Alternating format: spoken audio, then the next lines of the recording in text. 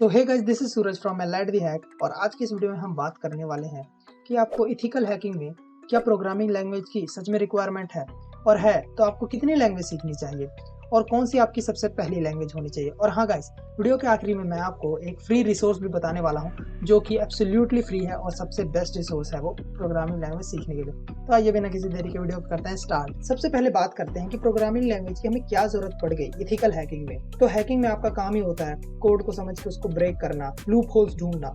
तो अगर आप कोड को समझ ही नहीं पाओगे तो उसको ब्रेक कैसे करोगे।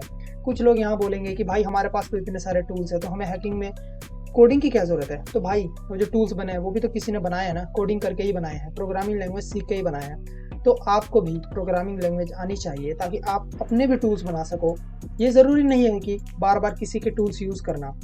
हो सकता है कि आप कोई ऐसा काम करना चाहते हो जो कि उस टूल से हो ना पाए, कुछ मैनुअल रिक्वायरमेंट आपको पड़ जाए, कुछ टूल्स में कोई लिमिटेशंस हो जो आप परफॉर्म करना चाहते हो, जो एक्शन वो हो ना पाए। तो क्या करोगे, बैठे रहोगे आप, अपने टूल्स बनाओगे ना फिर। तो इसीलिए प्रोग्रामिंग लैंग्वेज आपको आनी चाहिए। इथिकल हैकिंग में प्रोग्रामिंग लैंग्वेज की ज़रूरत है। तो ये बेवकूफ़ों वाले सवाल करना बंद कर दो कि हमें प्रोग्रामिंग लैंग्वेज सीखनी चाहिए या नहीं। आपको ज़रूर सीखनी चाहिए।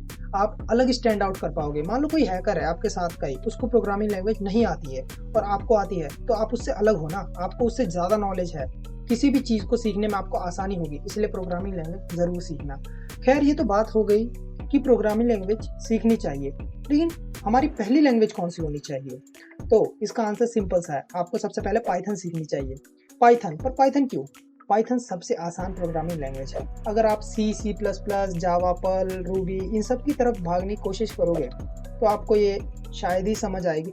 ऐसा नहीं है कि समझ नहीं आएगी, थोड़ा सा ज़्यादा एफर्ट लगेगा आपको। जैसे कोई काम आप पाइथन में सिर्फ 2 लाइन से कर पा रहे हो तो ऐसा हो सकता है, और ऐसा होता भी है कि सी से आपको वही काम 12-13 लाइन में करना पड़े। अगर आपको अपना काम आसान बनाना है तो आपको पाइथन सीखनी चाहिए, और मैं तो बोलूँगा पाइथन ही अपनी पहली लैंग्वेज रखिएगा। उसके बाद किसी की तरफ स्विच करना आपके लिए बहुत ईजी रह जाएगा। अब एक क्वेश्चन आता है कि हमें पाइथन ही क्यों सीखनी चाहिए।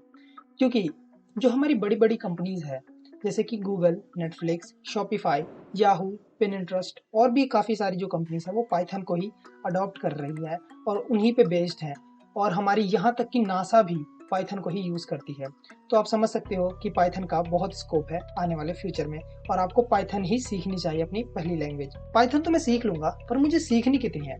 तो पाइथन आपको इतनी ज़्यादा नहीं सीखनी, क्योंकि आप इथिकल हैकिंग के लिए पढ़ रहे हो, इथिकल हैकिंग के पॉइंट ऑफ व्यू से पढ़ रहे हो, तो आपको ज़्यादा पाइथन सीखने की ज़रूरत नहीं है। हाँ, बस आप इतना सीख लो कि आपका ऊप्स का कंसेप्ट क्लियर हो जाए। Oops, object oriented programming.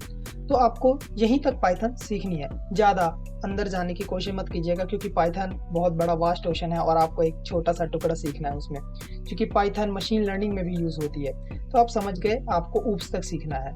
Python तो आप सीख लोगे, लेकिन रिसोर्स कहाँ से लाओगे उसकी टेंशन मत लीजिए, मैंने आपके लिए रिसोर्स ढूंढ के रखा है। जो आपके लिए सबसे बेस्ट रिसोर्स होने वाला है वो होने वाला है कोड विद हैरी का 12 आवर्स का पाइथन का इन 1 वीडियो कोर्स।